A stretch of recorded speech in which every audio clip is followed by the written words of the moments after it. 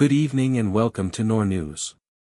Tonight, we lead with the escalating trade tensions as President Trump imposes 50% tariffs on Canada, and we track the latest developments in the Middle East following fresh U.S. strikes against Iran. Let's go straight to the headlines. President-elect Donald Trump has announced a 50% tariff on all goods imported from Canada, marking a significant escalation in trade tensions between the two North American neighbors. The move, which threatens to disrupt integrated supply chains across the continent, has prompted an immediate response from Canadian officials. According to reports from the BBC and The Guardian, Canadian Finance Minister Chrystia Freeland has vowed to intensify trade negotiations with the incoming administration in an effort to mitigate the economic impact of these duties.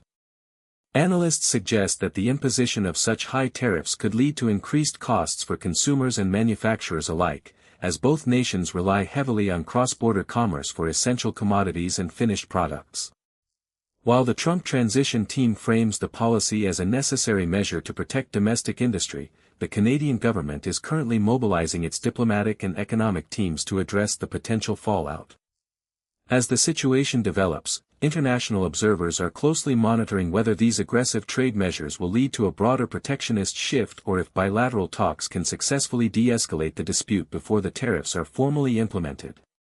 The economic implications remain a primary focus for markets in both Ottawa and Washington. The Saudi Ministry of Commerce has officially launched an exceptional 3-month discount season, providing retailers and e-commerce platforms with new flexibility for promotional campaigns. According to the Saudi Gazette, this initiative allows commercial establishments to offer sales from August 1 through October 31, 2026, without these promotions counting against their annual allocation of permitted discount days.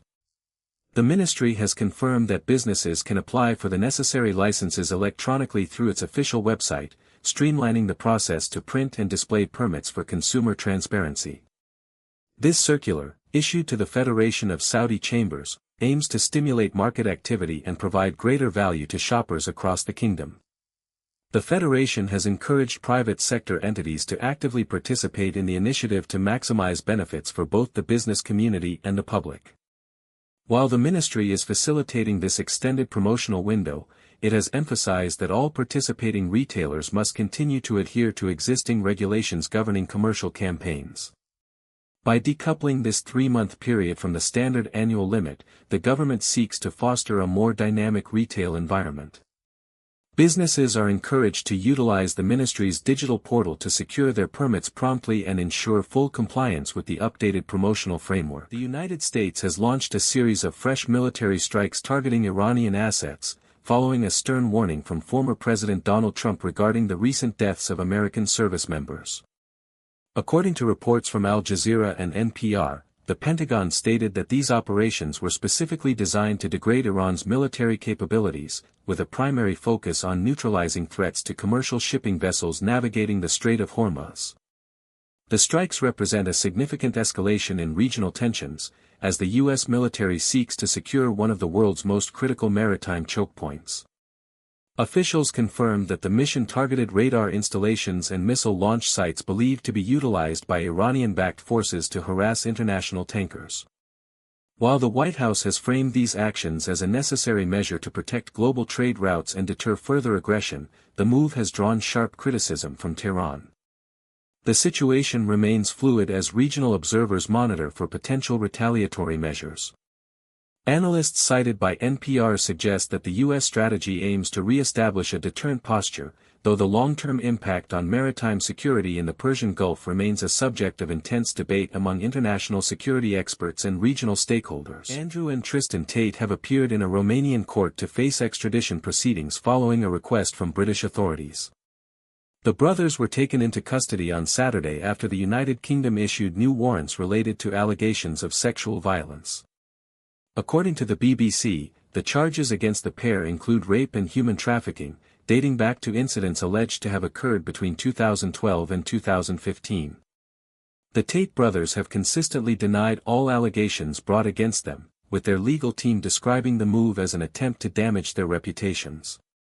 While the Romanian court has approved the extradition request, officials have confirmed that the transfer will only take place once the ongoing legal proceedings in Romania, where the brothers face separate charges of human trafficking and forming an organized crime group, have concluded.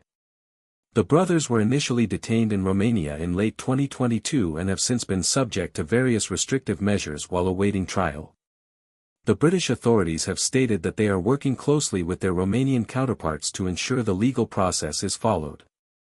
As of now, the brothers remain in custody in Bucharest as their legal representatives prepare to contest the extradition order in the coming weeks. Argentina's national football team has received a rapturous hero's welcome upon returning to Buenos Aires, despite their recent defeat in the World Cup final. According to Al Jazeera, thousands of fans lined the streets to catch a glimpse of the squad as they traveled from the airport to the city center.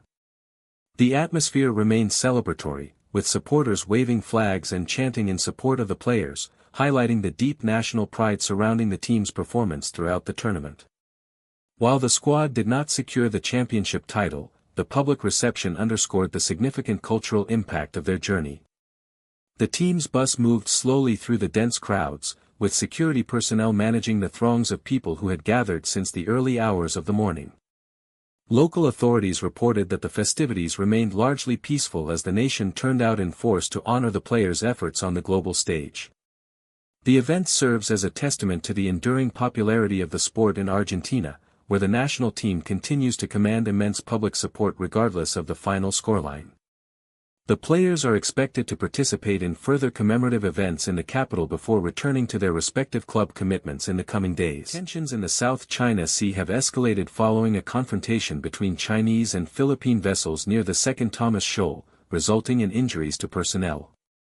According to Al Jazeera, both nations have traded accusations over the incident, which occurred during a resupply mission to the BRP Sierra Madre, a grounded Philippine warship that serves as a remote military outpost. Manila has alleged that Chinese Coast Guard vessels engaged in dangerous maneuvers and aggressive tactics, leading to a collision that caused physical harm to a Filipino sailor. Conversely, Beijing has rejected these claims, asserting that its actions were lawful measures taken to prevent unauthorized entry into what it describes as its sovereign waters. The Second Thomas Shoal has long been a flashpoint for maritime disputes, as both countries maintain overlapping territorial claims in the region.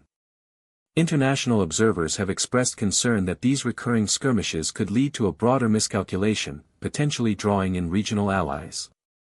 As diplomatic rhetoric intensifies, both governments remain firm in their respective positions, with the Philippines calling for international support to uphold maritime law, while China continues to emphasize its historical claims over the area. The situation remains fluid as both sides assess the damage and prepare for further diplomatic engagement. The United States Central Command, or CENTCOM, has confirmed the completion of a new round of military strikes targeting Iranian assets. This latest operation marks the 10th consecutive day of military activity in the region, signaling a sustained escalation in tensions. According to reports from Al Jazeera and NPR, the strikes were conducted early Tuesday morning as part of an ongoing strategic campaign. While specific details regarding the exact locations and the extent of the damage remain limited, CENTCOM officials stated that the maneuvers are intended to degrade specific capabilities within the region. These operations follow a series of heightened security alerts and diplomatic exchanges between Washington and Tehran over the past week. Analysts cited by NPR suggest that the frequency of these strikes indicates a shift in the current military posture, moving from reactive measures to a more consistent operational tempo. As the situation develops, international observers are closely monitoring the potential for further regional instability. Neither the Iranian government nor its affiliated media outlets have provided a comprehensive assessment of the impact of these strikes at this time. We will continue to track updates from both military sources and regional correspondents as more information becomes available regarding the scope of these ongoing operations. That concludes our bulletin for today. Thank you for joining us for this verified report on the day's most critical global events. NoorNews, verified before published.